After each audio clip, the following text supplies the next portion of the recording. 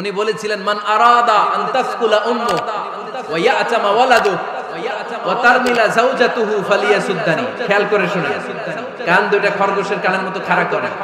উনি এক বাক্যের একটা ভাষণ দিলেন। ভাষণ দিতে জানলে বড় ভাষণ দেয়া লাগে না, এক বাক্যের ভাষণ দিয়ে গোটা বিশ্বকে ঝাঁকুনি মারা যায়। চিল্লায় বলো ঠিক কিনা?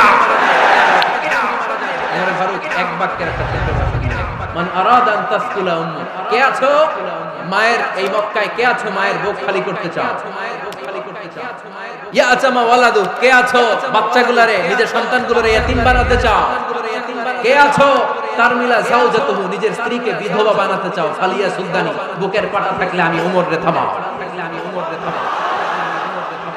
ফালিয়া সুলতানি, দেখি মক্কায় কার এত বড় বুকের পাটা? কে আছো মায়ের বুক খালি করতে চাও, সন্তান রে ইতিম বানাতে চাও, স্ত্রীকে বিধবা বানাতে চাও? ফালিয়া সুলতানি, পারলে আমারে ঠেকাও।